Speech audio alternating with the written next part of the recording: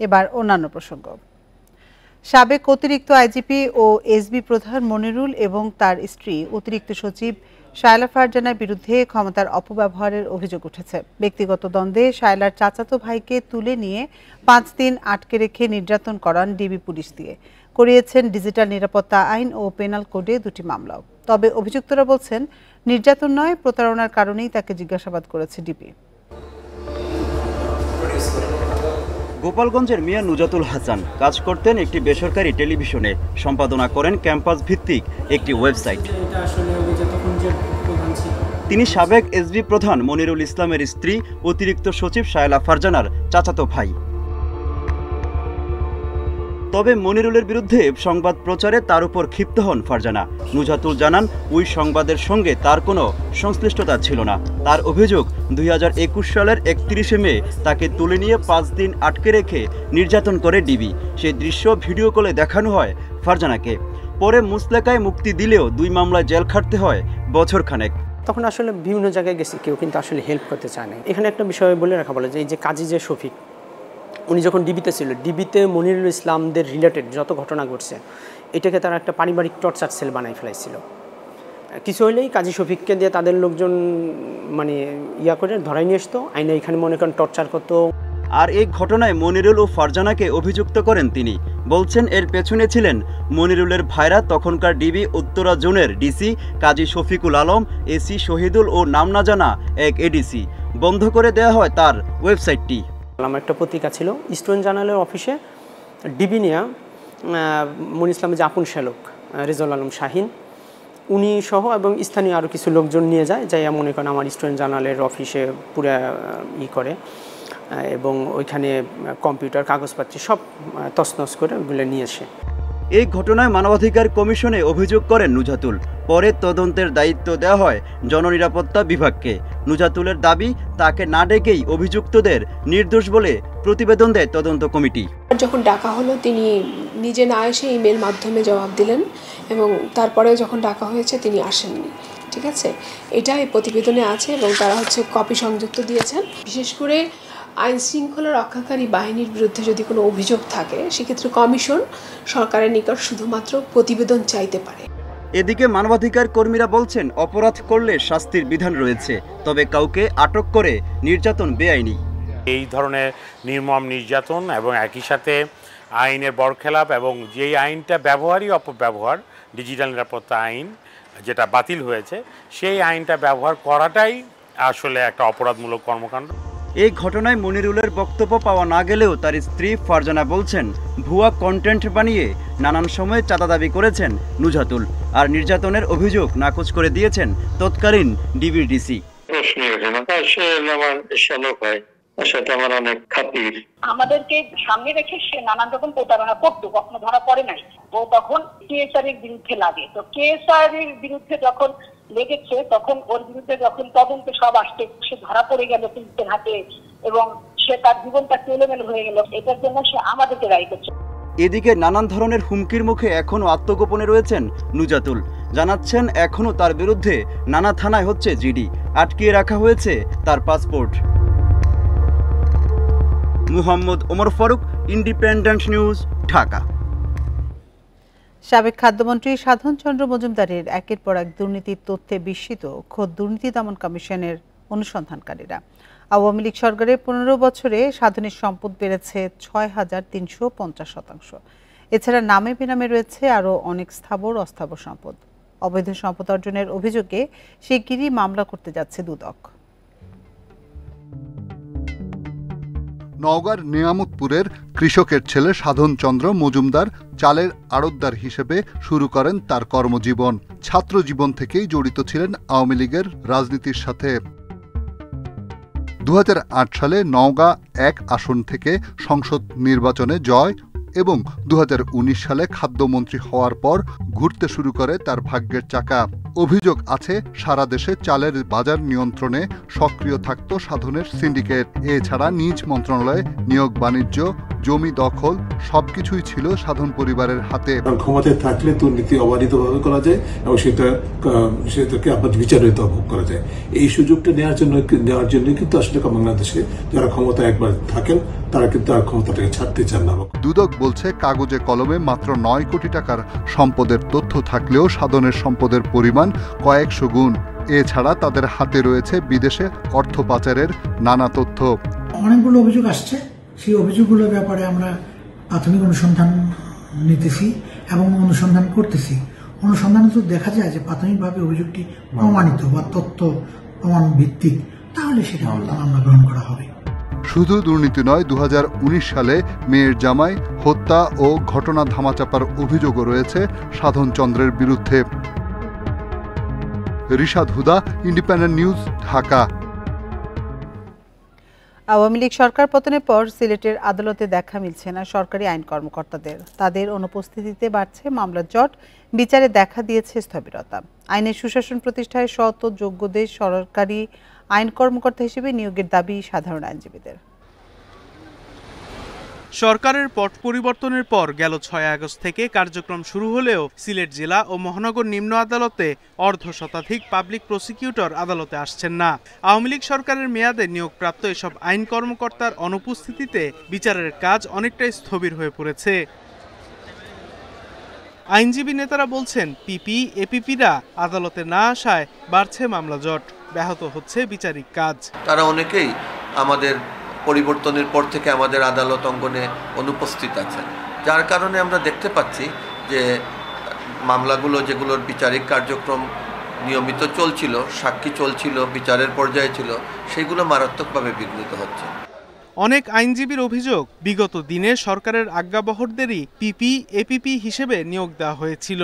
সরকার পরিবর্তনের সাথে সাথেই তারা উধাও হয়ে গেছে। আজকে অফিসগুলা খালি পড়ে আছে, তাদের অফিসগুলাতে তারা আসছে না, তাদের কর্মকাণ্ড তারা পরিচালিত করছেন না, যে কারণে আজকে বিচারপ্রার্থী জনগণ তাদের বিচারপ্রার্থী ব্যাহত হচ্ছে। তদবিরে নয়, যোগ্যতা ও মেধার ভিত্তিতে সরকারি কৌশলী নিয়োগের দাবি সাধারণ আইনজীবীদের। এখানে অবশ্যই মেধার বিষয়টা যাচাই করা এবং অভিজ্ঞতার বিষয়টা যাচাই করা জরুরি এবং সততার বিষয়টা যাচাই করা জরুরি। এই তিনটা বিষয় সমন্বয় ঘটিয়ে মূলত একজন পাবলিক প্রসিকিউটর বা গভর্নমেন্ট প্লিডার নিয়োগ দেওয়াটা অবশ্যই জরুরি। আদালতের বিচার কাজে গতি ফেরাতে দ্রুত সরকারি আইন কর্মকর্তা নিয়োগ দেওয়া হবে, এমনটাই প্রত্যাশা বিচার প্রার্থী ও আইনজীবীদের। Independent news. এ নিয়ে আরো জানাতে চট্টগ্রাম এবং সিলেট থেকে আমাদের সাথে যোগ দিচ্ছেন সহকর্মীরা। শুরুতে যাবে চট্টগ্রামে, সেখানে আছেন সহকর্মী আব্দুল্লাহ রাকিব। রাকিব, চট্টগ্রামের আদালতে সরকারি আইন কর্মকর্তারা কি আসছেন? বিচার কাজ কেমন চলছে সেখানে? জি, চট্টগ্রামের বিচার কাজ স্বাভাবিকভাবেই যে গতিতে চলার কথা সেই গতিতেই চলছে। তবে সরকারি আইন কর্মকর্তা অর্থাৎ চট্টগ্রামের যে 177 জনেরও বেশি যে আইন কর্মকর্তা রয়েছে, পিপি এপিপি জিপি এজিপি, তারা আসলে 5 আগস্টের পরে যে পরিবর্তিত পরিস্থিতি সেটির পরে তাদেরকে আদালতে আমরা উপস্থিতি দেখছি না। সর্বশেষ যদি আমরা গত মঙ্গলবার একটি গুরুত্বপূর্ণ আসামিকে আদালতে হাজির করা হয়েছিল, চট্টগ্রামের রাউজানের সংসদ সদস্য। সেদিন আমরা আসলে সকাল থেকে কোনো রাষ্ট্রপক্ষের যে আইনজীবী বা পিপি হিসেবে যারা নিযুক্ত থাকেন তাদেরকে অনেক চেষ্টা করে আমরা খুঁজে পাইনি এবং আদালতের অন্যান্য সময়গুলোতে আমরা তাদেরকে পাচ্ছি না, বা তাদের সাথে যে মুঠোফোনে যোগাযোগ করবো সেই বিষয়টা আসলে আমাদের সাথে তাদের সম্ভব হয়ে উঠছে না। নানা সময় তাদেরকে আমরা ফোন করছি কিন্তু তাদেরকে সেই হিসাবে পাওয়া যাচ্ছে না। তবে আওয়ামীপন্থী যে আইনজীবীরা ছিলেন তাদেরকে আদালতে আমরা উপস্থিতি দেখছি। তবে যদিও তারা রাষ্ট্রীয় দায়িত্বে কোনো নেই, তবে যারা দায়িত্বে ছিলেন তাদেরকে আমরা আগে 5 তারিখের আগে যে পরিমাণ আমরা আদালতে সরব দেখেছি অন্যান্য গুরুত্বপূর্ণ মামলাগুলোতে বা বিচার প্রার্থীদের যে বিচার কার্যক্রম পরিচালনায়, সেই কার্যক্রম পরিচালনায় আমরা 5 তারিখের পর থেকে তাদেরকে আসলে আদালতগুলোতে দেখছি না। চট্টগ্রামে প্রায় 2টি আদালতে দুটি প্রধানত অর্থাৎ চিফ জুডিশিয়াল ম্যাজিস্ট্রেট এবং চিফ মেট্রোপলিটন ম্যাজিস্ট্রেট, এছাড়া বিশেষ ট্রাইব্যুনালও রয়েছে এবং অর্থঋণ আদালত সহ আরও কিছু গুরুত্বপূর্ণ কিছু আদালত রয়েছে, বিশেষ আদালতগুলো। সেই আদালতগুলোতে আসলে সরকারি আইন কর্মকর্তাদের মূলত নিযুক্ত করা হয় রাষ্ট্রের পক্ষে মামলা পরিচালনা করার ক্ষেত্রে, পাশাপাশি যারা ভুক্তভোগী অর্থাৎ যারা বিচার প্রত্যাশী তাদেরকে আইনি সহায়তা দেওয়ার জন্য।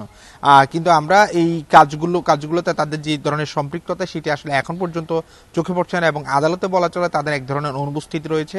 সর্বশেষ 2022 সালে এই আইন কর্মকর্তাদেরকে নিয়োগ দেয় যারা একেবারেই সরকারপন্থী অর্থাৎ আওয়ামীপন্থী ছিলেন, ফলে তাদের যে কার্যক্রম সে সময় ছিল এখন সেটি না থাকার ফলে এক ধরনের শূন্যতা তৈরি হয়েছে, বিচার প্রত্যাশীদের এক ধরনের বলা যায় একটা প্রতিবন্ধকতার মুখে পড়তে হচ্ছে।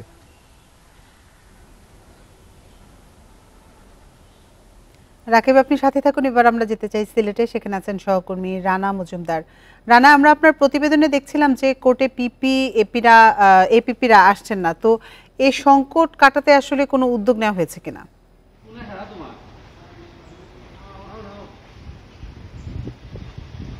দেখুন, আসলে রাষ্ট্রপক্ষের যে মামলা পরিচালিত হয় সেক্ষেত্রে কিন্তু পিপি, এপিপি কিংবা জিপি, গভর্নমেন্ট লিডার সহ এজিপি যারা রয়েছেন তারা অনেক গুরুত্বপূর্ণ একটি ভূমিকা পালন করে। সেক্ষেত্রে এই যে সরকার পতনের পর এই যে পিপি, এপিপি এরা যখন কোর্টে আসছেন না, তখন কিন্তু এই বিচার প্রক্রিয়ার ক্ষেত্রে এক ধরনের স্থবিরতা দেখা দিয়েছে। বিশেষ করে যারা আইনজীবীরা রয়েছেন কিংবা বিচার প্রার্থী যারা রয়েছে তাদের সঙ্গে আমরা কথা বলার চেষ্টা করেছিলাম। তারা যে বিষয়টি বলছেন, এই যে ট্রায়াল মামলাগুলোর যে বিচার রয়েছে কিংবা যে সাক্ষ্য গ্রহণ রয়েছে এগুলোতে কিন্তু ব্যাঘাত ঘটছে। পাশাপাশি তারা আরেকটি বিষয় বলছেন যে এমনিতেই কিন্তু সিলেট কোর্টে মামলার অসংখ্য জট রয়েছে, সেই মামলার জটের পরে এখন যখন আবার এই যে পিপি, এপিপিরা যখন কোর্টে আসছেন না, সেক্ষেত্রে কিন্তু মামলার যে দীর্ঘসূত্রিতা সেটি কিন্তু আরও বাড়ছে। পাশাপাশি মামলার জট সেটিও কিন্তু আরও দীর্ঘায়িত হচ্ছে বলে তারা দাবি করেছেন। এবং তারা বলছেন যে এমনটি হওয়ার পেছনে একটি কারণ, সেটি হচ্ছে বিগত সরকারের আমলে যাদেরকে নিয়োগ দেওয়া হয়েছিল তাদের বেশিরভাগই ছিলেন সরকারপন্থী, আওয়ামী লীগের পারপাস যারা সার্ভ করতে পারবেন তাদেরকেই মূলত এই ধরনের গুরুত্বপূর্ণ রাষ্ট্রীয় দায়িত্বে তাদেরকে নিয়োগ দেওয়া হয়েছিল। এই কারণে সরকার পতনের পর তারা কিন্তু আবার আত্মগোপনে চলে গেছে। পাশাপাশি আমরা এখানকার যারা আইনজীবী রয়েছেন তাদের সঙ্গে কথা বলে জানতে পেরেছি যে বেশ কয়েকজন পিপি, এপিপি তাদের নামে কিন্তু কোর্টে মামলাও হয়েছে, রাজনৈতিক যে মামলাগুলো সেটি। পাশাপাশি তারা বলছেন যে এই যে আগে গত সরকারের আমলে যে নিয়োগগুলো দেওয়া হয়েছিল সেক্ষেত্রে সততা, মেধা কিংবা যাদের যে প্র্যাকটিস অফ ল্যান্ড এগুলো কিন্তু আসলে মোটেও বিবেচনায় নেওয়া হয়নি। মূলত তদবির কিংবা আওয়ামী লীগের প্রতি যারা আইনজীবী ছিলেন তাদেরকেই এই সকল পদে তাদেরকে নিয়োগ দেওয়া হয়েছে। তো সেক্ষেত্রে এই যে এমন একটি পরিস্থিতি তৈরি হলো, এই পরিস্থিতির কারণে বিচার প্রার্থী সহ কোর্টের যে কার্যক্রম সেখানে কিন্তু এক ধরনের স্থবিরতা বিরাজ করছে। তো যারা সাধারণ আইনজীবী যারা রয়েছেন তারা বলছেন যে এই যে পরিস্থিতি সেটি কাটিয়ে ওঠার জন্য দ্রুত পিপি, এপিপিদের যাতে নিয়োগ দেওয়া হয়, অর্থাৎ সরকারি পরিচালিতদের যাতে নিয়োগ দেওয়া হয়। এবং সংশ্লিষ্ট বিভিন্ন সূত্র থেকে আমরা জানতে পেরেছি যে ইতিমধ্যে বিএনপি এবং জামাত থেকে তারা কিন্তু তাদের আইনজীবীদের লিস্ট অলরেডি সংশ্লিষ্ট যে দপ্তর রয়েছে সেখানে পাঠিয়েছেন। অর্থাৎ আমরা আশা করতে পারি হয়তো দ্রুতই পিপি, এপিপি কিংবা জিপি তাদেরকে নিয়োগ দেওয়া হবে সিলেট কোর্টে। সিলেট থেকেই ছিল আমার কাছে। চট্টগ্রাম এবং সিলেট থেকে জানাচ্ছিলেন আমাদের সহকর্মীরা। এবছর আগস্ট সেপ্টেম্বরে বৃষ্টি হয়েছে স্বাভাবিকের থেকে গড়ে 64% বেশি। লানিনার প্রভাবে বঙ্গোপসাগর চরম ভাবাপন্ন ছিল, ফলে বাতাসে জলীয় বাষ্পের মাত্রা বেড়েছে। এবার মৌসুমি বায়ুর সক্রিয়তা কিছুটা অস্বাভাবিক হওয়ার কারণে সারা দেশে বৃষ্টির তারতম্য ঘটেছে বলছে আবহাওয়া অধিদপ্তর। মধ্য আশ্বিনেও নতুন মেঘের আনাগোনা, শরতের শেষ দিকেও যেন বর্ষা ছেয়ে বসেছে। ঋতু অনুযায়ী জুন জুলাই সবচেয়ে বেশি বৃষ্টি হয়, কিন্তু এবছর সে সময় এল নিনোর প্রভাবে তীব্র তাপদাহ ছিল। জুনে সারা দেশে বৃষ্টি হয় 459 মিলিমিটার, যা স্বাভাবিকের চেয়ে 9 ভাগ কম। আবার জুলাই সারা দেশে বৃষ্টি কম হয়েছে 17.5 ভাগ। তবে আগস্টে গড়ে 420 মিলিমিটার বৃষ্টি হয়, যা ছিল স্বাভাবিকের চেয়ে 46 ভাগ বেশি। সেপ্টেম্বরেও এখন পর্যন্ত গড়ে 18 ভাগ বেশি বৃষ্টি হয়েছে। আবহাওয়াবিদরা বলছেন লানিনোর প্রভাবে বঙ্গোপসাগরে পূবালি বাতাসের তীব্রতা বেশি। বাংলাদেশের দক্ষিণ পূর্বাঞ্চলে সারি সারি মেঘমালা তৈরি হয়ে যেহেতু উত্তর পূর্ব পশ্চিমাঞ্চলে ধাবিত হয়, সেই কারণে এই মেঘমালা সারা বাংলাদেশে বৃষ্টিপাত ঘটিয়েছে। এই গত স্পেলটা যেটা হয়েছে তার সাথেও আপনার লানিনা কন্ডিশন এবং স্থানীয়ভাবে মৌসুমী বায়ুর সক্রিয়তাকে টেলিকানেক্টেড করা যায়। এ মৌসুমে সাগরে বেশি জলীয় বাষ্প সৃষ্টি হওয়ায় স্বাভাবিক বৃষ্টির তারতম্য ঘটেছে। আবহাওয়া অধিদপ্তর বলছে সিলেট, চট্টগ্রামের পাশাপাশি খুলনা, বরিশাল ও ঢাকা বিভাগে অতি ভারী বৃষ্টির প্রবণতা আগের চেয়ে বেড়েছে।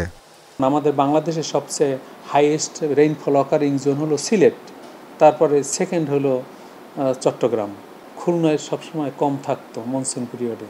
ইদানিং পরিলক্ষিত হয়েছে যে বরিশাল এবং খুলনা বিভাগেও ঢাকাতেও এই ভারী বৃষ্টিপাতের প্রবণতা রিসেন্ট ইয়ার্সে স্বল্প সময়ে অধিক বৃষ্টিপাতের প্রবণতা বৃদ্ধি পেয়েছে। শনিবার থেকে সারা দেশে বৃষ্টি কমতে পারে, তবে অক্টোবরের শুরুর দিকে আবারও ভারী বৃষ্টির পূর্বাভাস দিয়েছে আবহাওয়া অধিদপ্তর। Shahriar Anirban, independent news, Dhaka. টানা বৃষ্টি উজানের ঢলে তিস্তার পানি বাড়ছে, দেখা দিয়েছে বন্যার শঙ্কা। এ নিয়ে জানাতে লালমনিরহাট ও চাঁপাইনবাবগঞ্জ থেকে আমাদের সাথে যোগ দিচ্ছেন সহকর্মীরা। শুরুতে যাচ্ছি লালমনিরহাটে, সেখানে আছেন সহকর্মী মাজারুল ইসলাম। মাজার, আজকে লালমনিরহাটের পরিস্থিতি কেমন দেখছেন? সেখানে তো টানা বৃষ্টি হচ্ছে, তো বন্যার শঙ্কা আছে কিনা?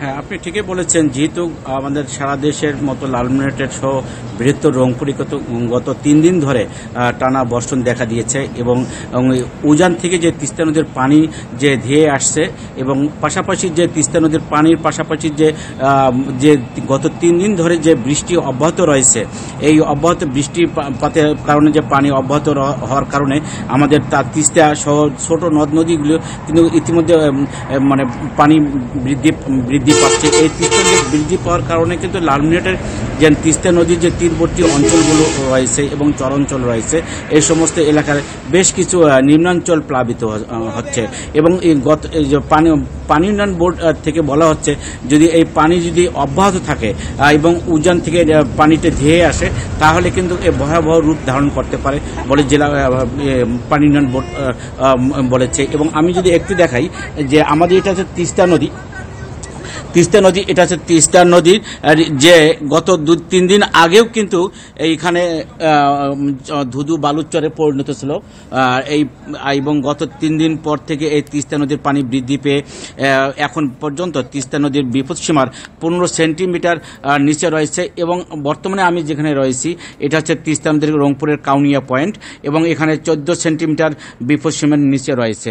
আর এই তিস্তা নদীর পানি বৃদ্ধির ফলে কিন্তু আমাদের চরাঞ্চলে যে বেশ কিছু সবজি চাষাবাদ করেছিল তিস্তা নদী চরাঞ্চলের যারা মানুষ রয়েছে এবং তীরবর্তী এলাকার যে মানুষ রয়েছে এবং তারা কিন্তু রোপা আমন চাষ করেছিল এবং এই সমস্ত যদি পানি বৃদ্ধি থেকে বৃদ্ধি পেতে থাকে তাহলে কিন্তু আবাদি ফসলের ব্যাপক ক্ষয়ক্ষতির আশঙ্কা রয়েছে। এবং জেলা প্রশাসনের পক্ষ হতে বলা হচ্ছে যে আমাদের ইতিমধ্যে তারা বিভিন্ন জনপ্রতিনিধি যারা রয়েছেন তাদেরকেও সতর্ক অবস্থায় রাখা হয়েছে। এই ছিল আমার কাছে সর্বশেষ। মাজারুল, আপনি সাথেই থাকুন। এবার আমরা যেতে চাই চাঁপাইনবাবগঞ্জে, সেখানে আছেন আমাদের সহকর্মী ফয়সাল মাহমুদ। ফয়সাল, আমরা লালমনিরহাটের পরিস্থিতি শুনছিলাম, চাঁপাইনবাবগঞ্জের আবহাওয়া পরিস্থিতি কেমন দেখছেন? সেখানে এখন বৃষ্টি হচ্ছে কিনা সব মিলিয়ে আমাদের জানাবেন। দেখুন, চাঁপাইনবাবগঞ্জে গতকাল দুপুর পর্যন্ত বৃষ্টি ছিল, কিন্তু তারপরে আর বৃষ্টি হয়নি। আর বন্যা পরিস্থিতির কথা যদি বলতে যাই, চাঁপাইনবাবগঞ্জের যে প্রধান দুটি নদী পদ্মা এবং মহানন্দা, দুটিতেই আসলে পরিস্থিতির উন্নতি হচ্ছে, অর্থাৎ পানি কমছে ধারাবাহিকভাবে। আপনাকে যদি বলি যে পদ্মা নদীতে আসলে পানি বৃদ্ধি শুরু হয়েছিল 16 সেপ্টেম্বর থেকে এবং 16 সেপ্টেম্বর থেকে 25 সেপ্টেম্বর পর্যন্ত ধারাবাহিকভাবেই আসলে পানি বেড়েছিল পদ্মা নদীতে এবং মহানন্দা নদীতে পানি বৃদ্ধি শুরু হয়েছিল 21 সেপ্টেম্বর থেকে এবং গতকাল পর্যন্ত সেই নদীতেও পানি বেড়েছে, কিন্তু এখন পানি কমতে আছে দুটি নদীতে। আপনাকে যদি বলি যে পানি উন্নয়ন বোর্ডের কর্মকর্তারা যেটি জানাচ্ছেন যে পদ্মা নদীতে গত 24 ঘন্টায় অর্থাৎ গতকাল ভোর 6টা থেকে আজ ভোর 6টা পর্যন্ত পানি কমেছে 13 সেন্টিমিটার এবং মহানন্দা নদী যেটি চাঁপাইনবাবগঞ্জ শহরের পাশ দিয়ে বয়ে গেছে, অর্থাৎ যে নদীতে পানি বাড়লে শহর প্লাবিত হওয়ার একটা সংখ্যা রয়েছে, সেই মহানন্দা নদীতে আসলে পানি কমেছে 5 সেন্টিমিটার। এই অবস্থায় আসলে পানি উন্নয়ন বোর্ডের কর্মকর্তারা বলছেন যে উজানের ঢলে যে বন্যার আশঙ্কা ছিল সেপ্টেম্বরের শেষে এসে, সেই আশঙ্কাটা এরই মধ্যে কেটে গেছে। আগামী 3 থেকে 4 দিন আর পানি বাড়ার কোনো সম্ভাবনা নাই, এমনটাও আমাদেরকে জানিয়েছেন এবং তারা যেটা বলছেন যে এই যে পানি গত কয়েকদিন বেড়েছিল এখন কমতে শুরু করেছে এবং এই পানি ধারাবাহিকভাবে কমতে থাকবে। আপনাকে আরেকটি বিষয় যদি বলে রাখি যে এরপরও আসলে জেলা প্রশাসনের পক্ষ থেকে আমাদেরকে জানানো হয়েছে যদি আকস্মিক বন্যা হয় তাদের প্রস্তুত রয়েছে, দুর্গত এলাকাগুলোতে ত্রাণ সহ উদ্ধার অভিযান সহ বিভিন্নভাবে তারা প্রস্তুতি নিয়ে রেখেছেন। লালমনিরহাট এবং চাঁপাইনবাবগঞ্জ থেকে আবহাওয়া পরিস্থিতি সবশেষ তথ্য জানাচ্ছিলেন আমাদের সহকর্মীরা। চট্টগ্রাম কলেজ ক্যাম্পাসে ছাত্র রাজনীতি বন্ধ সহ 5 দফা দাবি জানিয়েছেন বৈষম্য বিরোধী ছাত্র আন্দোলনের সমন্বয়করা। শুক্রবার বিকেলে চট্টগ্রাম কলেজ ক্যাম্পাসে সংবাদ সম্মেলনে এসব দাবি জানানো হয়। সংবাদ সম্মেলনে সমন্বয়করা বলেন, ক্যাম্পাসে শৃঙ্খলা রক্ষা ও শিক্ষার্থীদের নিরাপত্তা নিশ্চিত করতে কর্তৃপক্ষকে ছাত্র রাজনীতি বন্ধের ঘোষণা দিতে হবে। দ্রুত হলগুলোর সংস্কার, জুলাই বিপ্লবী নির্যাতনকারী হিসেবে জড়িত শিক্ষক শিক্ষার্থীদের স্থায়ী বহিষ্কার, আহতদের সুচিকিৎসা ও শহীদ ওয়াসিমের নামে স্থাপনার নামকরণের দাবিও জানানো হয়। দাবি মানা না হলে আন্দোলনে যাওয়ার হুঁশিয়ারি দেন সমন্বয়করা। কলেজ কর্তৃপক্ষের পক্ষ থেকে অফিসিয়ালি ছাত্র রাজনীতি বন্ধ ঘোষণা করা হোক। 2. শহীদ ওয়াসিমের নামের নামকরণ। শহীদ ওয়াসিমের নামে কলেজের কোনো বিশেষ স্থাপনার নামকরণ এবং তার পরিবারের পুনর্বাসনে কলেজ প্রশাসনের ভূমিকা রাখা, আমাদের নিরাপত্তা নিশ্চিত করতে এবং ছাত্র রাজনীতি বন্ধের জন্য কঠোর পদক্ষেপ গ্রহণের অনুরোধ জানাচ্ছি। গত মাসের চেয়ে চলতি মাসে চট্টগ্রামে ডেঙ্গু রোগী বেড়েছে 3 গুণের বেশি। মহানগরীর কোতোয়ালি, বাকলিয়া ও বায়েজিদ এলাকাকে সংক্রমণের হটস্পট হিসেবে চিহ্নিত করা হয়েছে। প্রতিরোধে এসব স্পট ঘিরে বিশেষ ব্যবস্থা নেওয়ার পরামর্শ বিশেষজ্ঞদের। সরকারি হিসেবে আগস্টে চট্টগ্রামে ডেঙ্গু রোগীর সংখ্যা ছিল 202 জন। এ মাসে এখন পর্যন্ত সে সংখ্যা 650 ছাড়িয়েছে। বেড়েছে ডেঙ্গুতে প্রাণহানিও। এবছর জেলায় ডেঙ্গুতে মৃত 13 জনের 8 জনই মারা গেছেন সেপ্টেম্বরে। বিশেষজ্ঞরা বলছেন, এ মাসে চট্টগ্রাম সিটি কর্পোরেশনের কোতোয়ালি, বাকলিয়া ও বায়েজিদ থানা এলাকা হটস্পট হিসেবে চিহ্নিত হয়েছে। এ মাসে ওই 3 থানাতেই ডেঙ্গু আক্রান্ত হয়েছে 137 জন। ডেঙ্গুর সংক্রমণ রোধে এখনই হটস্পট ঘিরে 3 ধরনের কার্যক্রম চালানোর পরামর্শ বিশেষজ্ঞদের, যার মধ্যে রয়েছে উড়ন্ত মশা নিধন, লার্ভা ও মশার উৎপত্তিস্থল ধ্বংস করা। হটস্পট ম্যানেজমেন্ট হলো যেই বাড়িতে ডেঙ্গু রোগী আছে বা যেই বাড়ি থেকে ডেঙ্গু রোগীটি হয়েছে সেইটাকে কেন্দ্র করে 200 মিটার পেরিফেরি ধরে সেইখানে ফগিং করে উড়ন্ত মশাগুলোকে মেরে দিতে হবে। নিশ্চিত করতে হবে যেন ওই বাড়ির আশপাশে কোনো উড়ন্ত মশা না থাকে। এখন আমি যদি জ্বর নিয়ে বাসায় বসে থাকি, রোগী জানা না যে তার ডেঙ্গু হয়ে গেছে, সে যদি সাথে সাথে ডাক্তারের শরণাপন্ন হয় এবং যদি প্লাটলেট কাউন্ট এবং ডেঙ্গু NS1 টেস্টটা যদি করতে পারত, তাহলে সে বুঝতে পারত তার ডেঙ্গু হয়েছে। সিটি কর্পোরেশন বলছে, ছাত্র জনতার আন্দোলনের সময় ক্ষতিগ্রস্ত হয়েছে বিভিন্ন অবকাঠামো। এরপরও মশক নিধন সহ সব সেবা দেওয়ার চেষ্টায় তারা। 5ই আগস্টে সময়ে আপনার অনেকগুলা কাউন্সিল অফিস ক্ষতিগ্রস্ত হয়েছে এবং এগুলো অলমোস্ট সবগুলাই কোনো না কোনোভাবে ক্ষতিগ্রস্ত হয়েছে, কিন্তু কয়েকটি হচ্ছে একদম শুধুতে দেওয়াল ছাড়া আর কিছু নাই। আমরা এগুলোই এখন আবার কনস্ট্রাকশনের কাজগুলো করছি। ডেঙ্গু প্রতিরোধে সবাইকে সচেতন হওয়ার আহ্বান বিশেষজ্ঞদের। অনুপম শীল, ইন্ডিপেন্ডেন্ট নিউজ, চট্টগ্রাম। ডেঙ্গু পরিস্থিতি নিয়ে জানাতে রাজশাহী এবং বরিশাল থেকে যোগ দিচ্ছেন আমাদের সহকর্মীরা। শুরুতে যাচ্ছি রাজশাহীতে, সেখানে আছেন সহকর্মী মুস্তাফিজুর রহমান। মুস্তাফিজ, রাজশাহীতে আসলে ডেঙ্গু পরিস্থিতি কেমন দেখছেন? ডেঙ্গু পরিস্থিতি নিয়ন্ত্রণে প্রশাসনের পক্ষ থেকে কি ধরনের ব্যবস্থা নেওয়া হয়েছে?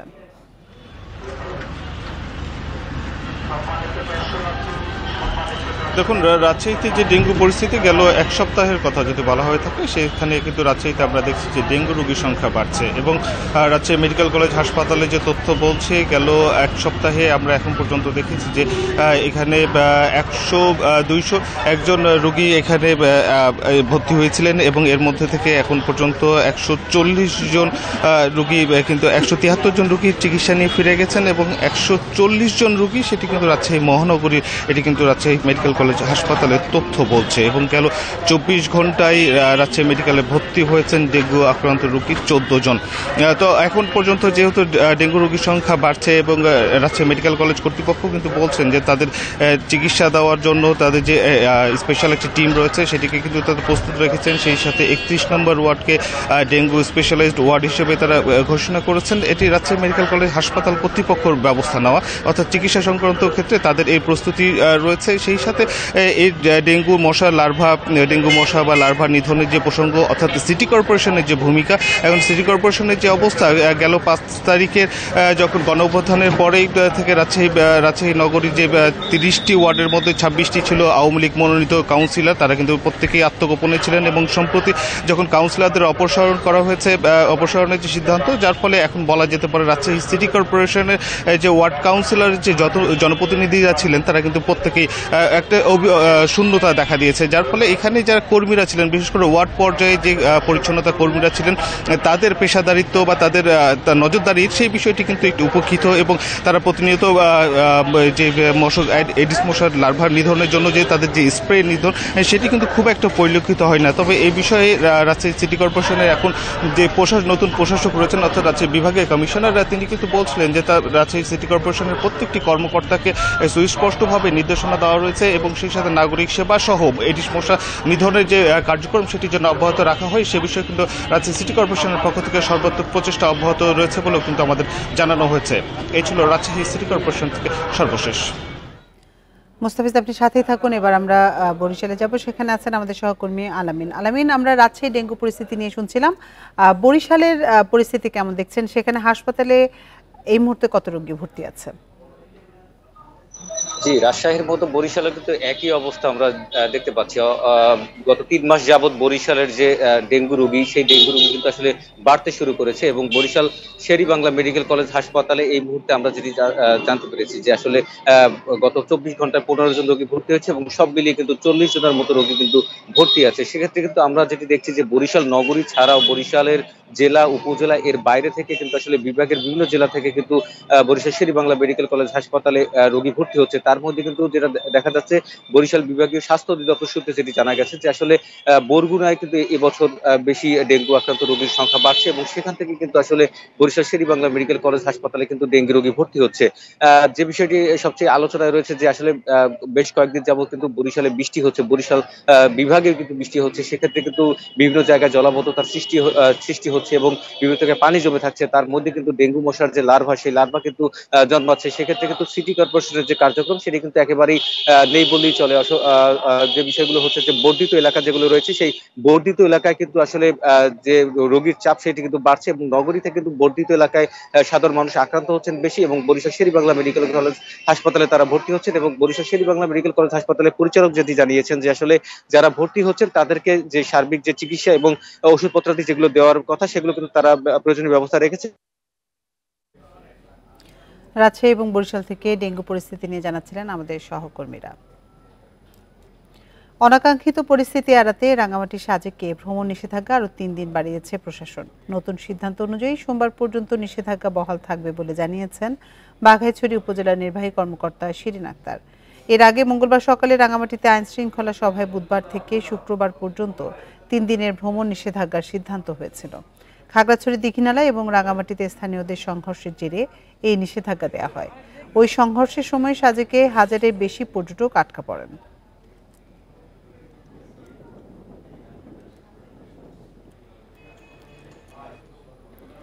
মিয়ানমারে অস্থিরতায় ডিসেম্বর থেকে বন্ধ টেকনাফ সেন্ট মার্টিন রুটে পর্যটক জাহাজ চলাচল। এতে এই দ্বীপ ঘিরে পর্যটন ব্যবসায় নেমেছে ধস। লোকসান থেকে বাঁচতে অক্টোবর থেকে পুরোদমে চলাচল শুরুর দাবি ব্যবসায়ীদের। তবে কবে নাগাদ নৌরুটটি খুলবে বলতে পারছে না প্রশাসন। নীল জলরাশির মাঝে প্রকৃতির অপরূপ নৈসর্গিক রূপ নিয়ে প্রবাল দ্বীপ সেন্ট মার্টিন বাংলাদেশের পর্যটনের অন্যতম জনপ্রিয় গন্তব্য। মিয়ানমারে সংঘাতের জেরে গেল ডিসেম্বর থেকে এই দ্বীপে পর্যটক নিয়ে জাহাজ চলাচল বন্ধ রয়েছে। এর আগে টেকনাফ থেকে সেন্ট মার্টিন নৌ রুটে প্রতিদিন চলত 8টি জাহাজ। দিনে যাতায়াত ছিল গড়ে 3 থেকে 4000 পর্যটকের। বিকল্প আরেকটি রুট হিসেবে ইনানির নৌবাহিনীর জেটি ঘাট থেকে ছেড়ে যেত 2টি জাহাজ, তাও বন্ধ হয়ে যায় কয়েক মাস পরেই। এদের অভ্যন্তরীণ কারণে আমাদের টেকনাফ সেন্ট মার্টিন রুটটা একটু এখনো অনিশ্চিত। আমরা তবুও আশা রাখবো যাতে এটা পরিস্থিতি স্বাভাবিক হওয়ার সাথে সাথে যাতে টেকনাফ থেকে চালু করে দেয়। একদিকে প্রতিবেশী দেশের সংঘাতের কারণে নেতিবাচক প্রভাব পড়েছে এই দ্বীপ ঘিরে পর্যটনের, অন্যদিকে সেন্ট মার্টিন নিয়ে বিভিন্ন মহলে বিভ্রান্তিকর তথ্য ছড়ানো হচ্ছে। এতে উদ্বেগের কারণ হয়ে উঠেছে সংশ্লিষ্টদের। ব্যাপারটা এমন যে বাংলাদেশে একমাত্র প্রবাল দ্বীপ এবং এখানে সবাই যেতে ইচ্ছুক। আমরা দেখতে পাচ্ছি সোশ্যাল মিডিয়া সহ বিভিন্ন মাধ্যমে কিছু বিভ্রান্তিমূলক তথ্য যেগুলো আগেও ছড়িয়েছে, এখনও আবার এগুলোর পুনরাবৃত্তি হচ্ছে। আমরা চাই ওদিকে না গিয়ে যাতে পর্যটকদেরকে সুস্থভাবে সুন্দরভাবে সেন্ট মার্টিন ঘুরিয়ে এনে বাংলাদেশের রাজস্বকে কিভাবে বৃদ্ধি করা যায়।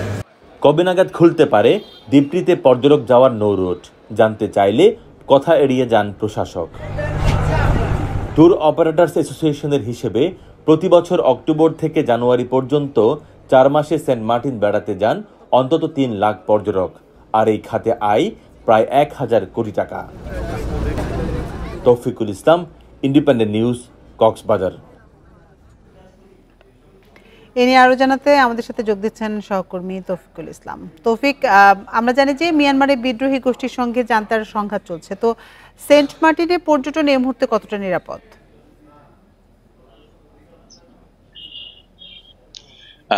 বিশেষ করে সেন্ট মার্টিনের যদি পর্যটক যা নিরাপদের কথা বলতে হয়, তাহলে এখন পর্যন্ত আসলে মিয়ানমারের ওপারে যে গন্ডগোল হচ্ছে সেই গন্ডগোলের প্রভাবে বেশ কয়েক জায়গায় অর্থাৎ মিয়ানমারের ওপার থেকে ছোড়া গুলি আসতে দেখেছি। সর্বশেষ হচ্ছে টেকনাফ স্থলবন্দরে গত 1 সপ্তাহ আগে গুলি ছুড়েছে। তো এখানে আসলে কতটুকু নিরাপদ বা নিরাপদ নয় সেটি বলা এখান থেকে অনেকটা মুশকিল। তবে এটি বলবেন এখানকার যারা দায়িত্বপ্রাপ্ত আইন শৃঙ্খলা বাহিনীর সদস্যরা আছেন তারা।